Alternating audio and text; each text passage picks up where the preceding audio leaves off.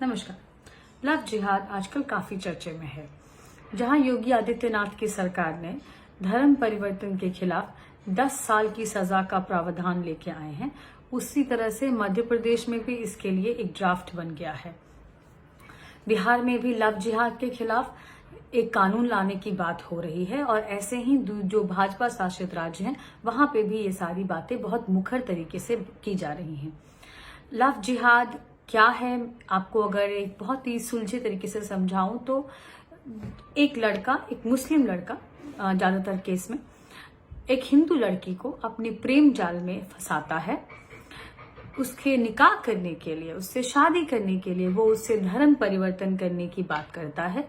लड़की मान जाती है तो ठीक है, नहीं मानती है तो उसका हश्र या तो निकिता तोमर की तरह होता है जिसको एक चाकू मार के और गौरी मार के उसकी हत्या कर दी जाती है, या उसका हश्र जो होता है वो ऐसा भी हो सकता है कि उसको मार के सूटकेस में भर के नदी नाले में फेंक के या किसी तालाब में डाल के जंगल में काट के फेंक के जानवरों को खाने के लिए छोड़ दिया जाता है।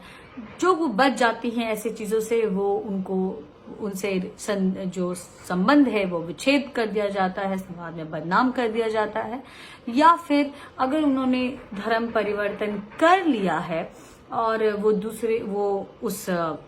जो दूसरे समुदाय के लड़के के साथ में उन्होंने शादी कर ली है, तो फिर उसके बाद में बहुत सारे ऐसे केसेस दिख रहे हैं जहां पे लड़की का जीवन जो है वो गर्त में चला जाता है, क्योंकि उससे बाकी जो दूसरी तरह की चीजें हैं, हलाला करने की चीजें हैं, या फिर उससे तरह तरह की उसके शारीरिक और मानसिक यातनाएं देने की बात सामने आ रही है।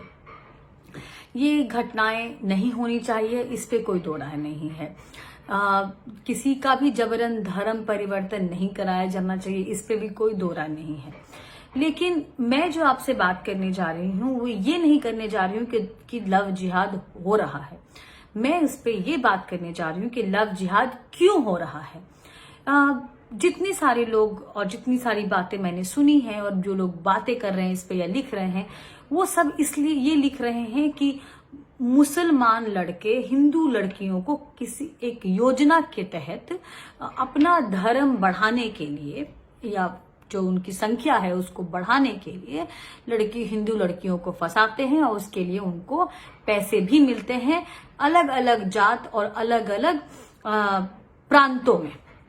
किसी को 5,000 रुपए मिलते हैं तो किसी को 50,000 रुपए मिलते हैं। तो ये एक तरह का षड्यंत्र है, ये हो गया। पर मैं जब जितना सोच रही हूं इस बारे में तो मैं मेरे मन में एक सवाल है कि क्या धर्म परिवर्तन सारी लड़कियों का जिसने मुसलमान लड़कों से शादी की है, क्या उनका जबरन धर्म परिवर्तन कराया गया है? अगर जबरन धर्म परिवर्तन कराया गया है तो ये नौबत आई ही क्यों? क्या उसको कोई और नहीं मिला? क्या उसको हिंदू धर्म में कोई लड़का नहीं मिला जिससे वो शादी कर सके? या परिवार कहाँ था जब तक बात इतनी बढ़ गई कि उसने उससे शादी की या शादी की बात तक बात पहुंच गई या उसके बाद की बात पहुंच गई, तो परिवार कहाँ था? मेरा सवाल सिर्फ इतना है कि क्या हम इसको रोक सकते हैं ये समझ के कि ये आखिर क्यों हो रहा है, और क्या ये सिर्फ एक धार्मिक उन्माद नहीं है? क्या इसकी जड़ें आपके घरों से गुजरती हैं? क्या इसकी जड़ें आपकी मानसिकता से गुजरती हैं? क्या इसकी जड़ें बेटी पराया धन होती है इससे गुजरती हैं? या क्या इसकी जड़ें जो ये पुरुष प्रधान समाज है जहां पे एक नारी उपेक्षित होती है अपनी पूरी जिंदगी, उससे गुजरती हैं? ये तो आपने देखा होगा कि आप गांव में जाइए, वहां पे देखिए लड़कियां जब पैदा ही होती हैं तभी कहते हैं ओह लड़की पैदा हो गई। कुछ खास समारोह नहीं होता, कुछ उसका बहुत उत्सव नहीं मनाया जाता है। कुछ औरतें तो रोने भी लगती हैं जब लड़कियां पैदा होती हैं, उनके घर की औरतें मातम मनाने लगती हैं।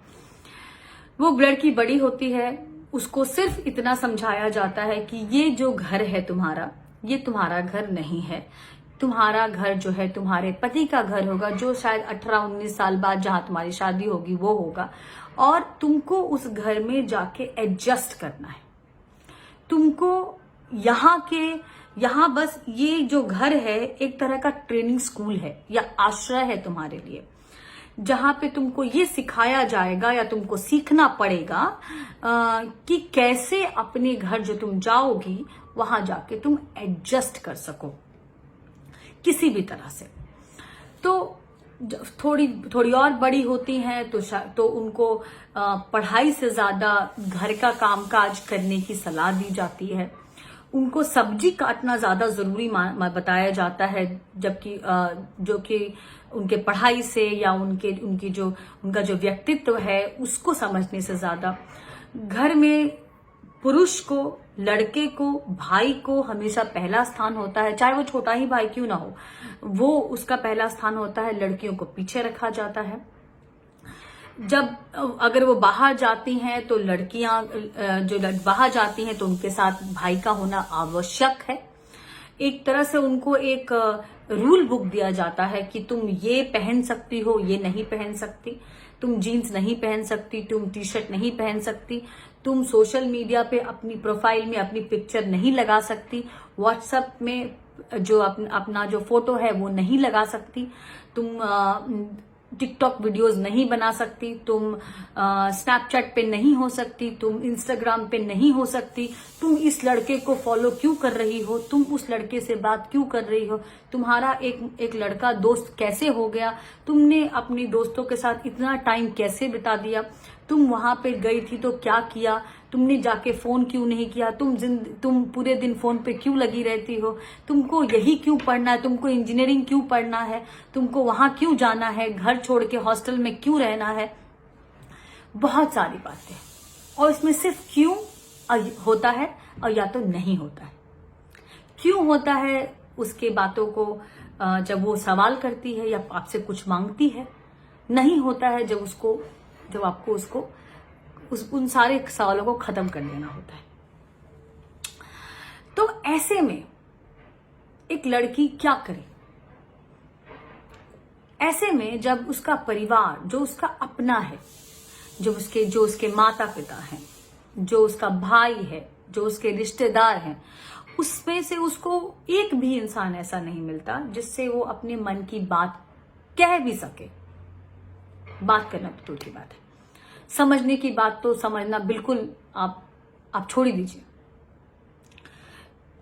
वो उसको इतना भी अधिकार नहीं दिया जाता कि वो स्वेच्छा से अपना पति भी चुन सके। उसको इतना भी अधिकार नहीं दिया जा सकता कि वो ये बोल सके कि मुझे फिल्म देखने जानी है, मुझे बाजार में ये वाले कपड़े खरीदने हैं, मुझे ऐसा जीन्स पहनना है, मुझे ये पढ़ाई करनी है। उसको ये आजादी नहीं दी जाती है। उसको शुरू से ये बताया जाता है कि तुम्हारा काम सिर्फ सुनना है, तुम्हारा काम बोलना नहीं है। जितना कम बोलोगी ससुराल में उतनी जल्दी एडजस्ट होगी, ज्यादा बोलोगी तो शायद ससुराल से निकाल दी जाओगी। पति मार भी सकता है तुमको, अगर मारेगा भी तो कोई बात नहीं है। जैसे पिताजी माताजी को जिंदगी भर रखते आए हैं, तुमको भी वैसे ही रहना है। देखा कि दादी कैसे रहती थी। अगर पति शराबी हो तो भी कोई बात नहीं है, एडजस्ट करना। अगर तुम्हारी पढ़ाई छुड़वा दी जाती है तो कोई बात नहीं है, शादी ही तुम्हारा लक्ष्य है।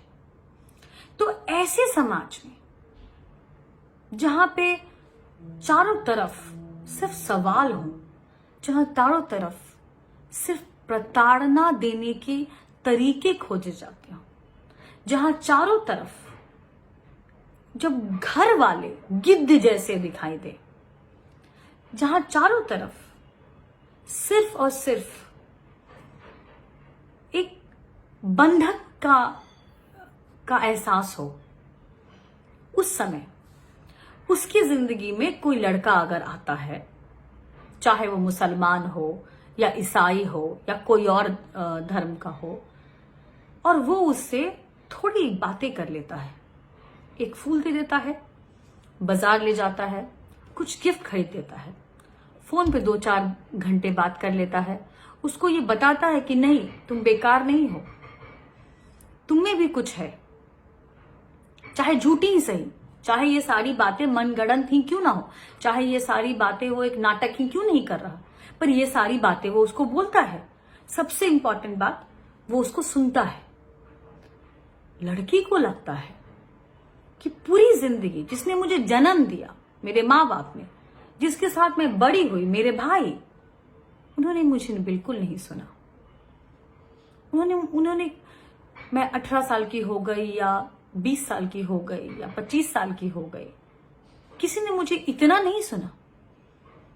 किसी ने मुझे ये एहसास ही नहीं दिलाया कि मैं भी मनुष्य हूं, मेरी भी कुछ आकांक्षाएं हैं, सपने हैं, तरीके हैं, कुछ करने का, कुछ सोचने की आजादी है।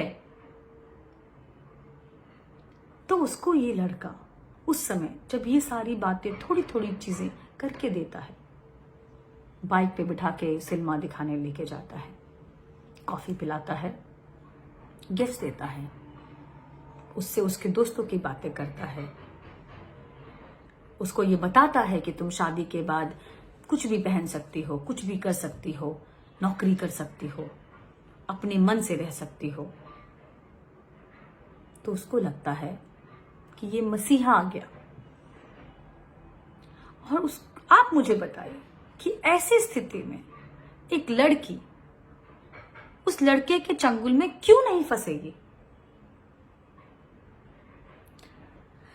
आप अपने गर्लफ्रेंड्स के साथ में, दोस्तों के साथ में सिनेमा देखने जाते हैं, बाहर घूमने जाते हैं, मॉल्स में घूमते हैं, जैसे मन चाहे उस तरह की हेयर स्टाइल रखते हैं, जो मन चाहे वो कपड़े पहनते हैं, जो भी घर में खाना बनता है सबसे पहले आपको परोसा जाता है कि हाँ लड़का है, इसको तो खाना ही चाहिए। जहां भी जाते हैं अग्रिम पंक्ति में बैठते हैं, लड़कियों को पीछे बोलते हैं पर्दे में रहो, दुपट्टा क्यों नहीं लिया, घूंघट क्यों नहीं लिया, सर से घूंघट क्यों हट गया है, ये तो हमारी परंपरा है। आपको ऐसी कोई पाबंदी नहीं है, जबकि आप भी उसी मां के गर्भ से जन्मे हैं जहां से आपकी बहन जन्मी है, जबकि आपकी परवरिश भी उसी घर में हुई है जहां पे आपकी बहन की हुई है। तो उसके मन में ये सारी आकांक्षाएं नहीं होती होंगी जो आपके मन में होती हैं। लेकिन हमारा जो समाज है वो इतना पुरुष प्रधान है कि वो ये सोचता ही नहीं है। वो खुद को इतना ज्यादा लो कॉन्फिडेंस है, मैं कहूंगी कि वो बहुत उसके अंदर खुद ही इतनी आत्मविश्वास की कमी है कि वो दूसरे को क्या आत्मविश्वास देगा। और इसमें शुरू होता है एक रिक्तता, एक रिक्त स्थान हो जाता है उस लड़की के जिंदगी में, जिसको कोई भी बाहर वाला आके आसानी से भर देता है। और फिर आपका जीवन लग जाता है उस लव जिहाद को से लड़ने में, और उसका जीवन हो सकता है खत्म ही हो जाए। तो आप क्या कर सकते हैं इसमें? तो आप जितने भी भाई ये सारी मेरा वीडियो देख रहे हैं, जितने भी पिता ये सारे वीडियो देख रहे हैं, सबसे पहले अपनी लड़कियों की तरह मत पालिए, इंसानों की तरह पालिए, संतानों की तरह पालिए। उनको शिक्षा दीजिए, और सबसे ज्यादा जरूरी है उनको ये आत्मविश्वास दीजिए कि आप हैं जिससे वो आके कोई भी बातें कर सकते हैं, आप हैं जिसके साथ वो सिनेमा घर जा सकते हैं, आप हैं जिसके साथ वो कॉफी पीने जा सकते हैं, आप हैं जो उसको जीन्स पहनने की अनुमति दे सकते हैं, आप हैं जो उसको शाम में घर से बाहर जाने की अनुमति दे सकते हैं, आप हैं जो उस पे विश्वास करते हैं। और आप ही हैं वो कि अगर उसके जिंदगी में कोई ऐसा लड़का आता है जो उसको लुभाने की कोशिश कर रहा है, या किसी तरह का प्रेम प्रसंग फैलाने की कोशिश कर रहा है, या कुछ ऐसा हो रहा है उसके स्कूल में, कॉलेज में, घर में, बाहर में, कहीं पे, तो आप हैं जिससे वो बात कर सके और आप उसको जज बिल्कुल नहीं करेंगे। आप उस लड़के से उसका प्रेम प्रसंग खत्म कराने के लिए उसकी पढ़ाई बिल्कुल नहीं छुड़ाएंगे, उसको घर में कमरे में बंद करके मारेंगे नहीं, उसको बताएंगे कि क्यों ये जो ये उसका निर्णय है या जो ये लड़का है किस तरह से उसके लिए ठीक है या नहीं ठीक है, या किस तरह से वो आपकी बातों को समझे और अपना जो निर्णय है उसको बदले अगर वो सही नहीं है तो जाइए आज सबसे पहले जाके लव जिहाद पे लिखने से पहले, ये बोलने से पहले कि इतनी लड़कियां भाग गई और इस लड़की ने फलाना की लड़की ने फलाना से शादी कर लिया, फलाना की लड़की मुसलमान लड़के के साथ भाग गई, एक बार अपने घर की बहू बेटियों को, बहनों को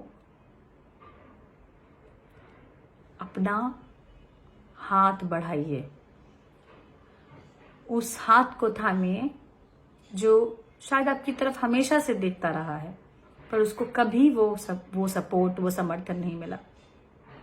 अपनी बहन से बात कीजिए, जाइए उसके साथ बाहर जाइए। क्या खराबी है? बचपन में आप खेलते थे ना उसके साथ, अभी क्या प्रॉब्लम है? क्या मुश्किल है आपको?